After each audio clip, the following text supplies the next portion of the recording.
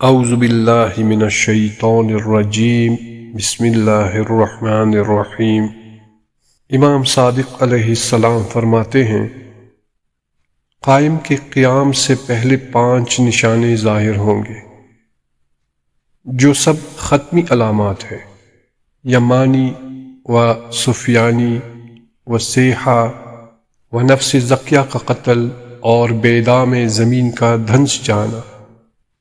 سیحہ آواز ہے جو ظہور امام مہدی علیہ السلام کے نزدیک آسمان سے سنی جائے گی، اور یہ آواز جبریل علیہ السلام کی ہوگی۔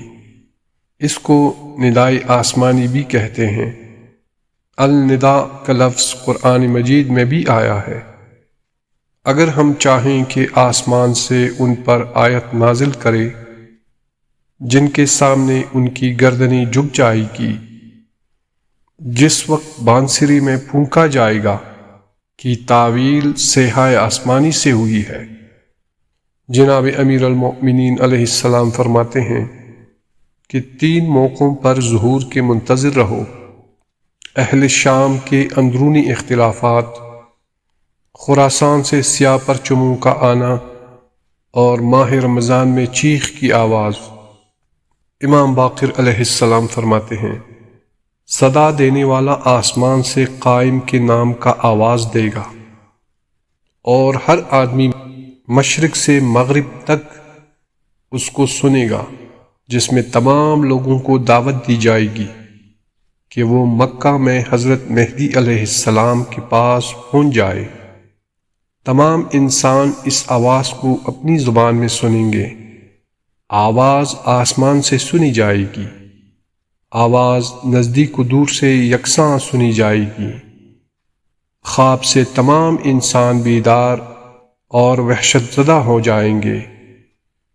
یہ آواز مؤمنوں کے لیے رحمت اور کافروں کے لیے عذاب ہوگا۔ ندا سننے کے بعد نام امام مہدی علیہ السلام ہر کسی کے زبان پر ہوگا۔ روایات کے مطابق یہ آواز متعدد مراحل میں سنی جائے گی، اور ظہور و قیام امام مہدی علیہ السلام سے لے کر استقرار حکومت مہدی علیہ السلام تک سنی جائے گی۔ امام صادق علیہ السلام کی روایت کے مطابق سب سے پہلا شخص جو قائم علیہ السلام کی بیعت کرے گا جبریل علیہ السلام ہوگا۔ وہ سفید پرندے کی صورت میں اترے گا اور آن حضرت کی بیعت کرے گا۔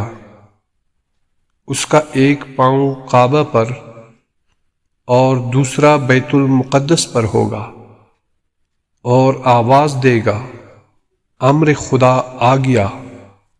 فضیل کہتا ہے، میں نے امام باقر علیہ السلام سے سنا کہ ارشاد فرمایا، جو کوئی بھی مر جائے اور اس کا کوئی امام نہ ہو، اس کی موت جاہلیت کی موت ہے، اور لوگ اپنے وقت کی امام کی معرفت حاصل نہ کرنے میں کسی قسم کا بہانہ نہیں بنا سکتے۔ اللہم صلی علی محمد وآل محمد وعجل فرجہ۔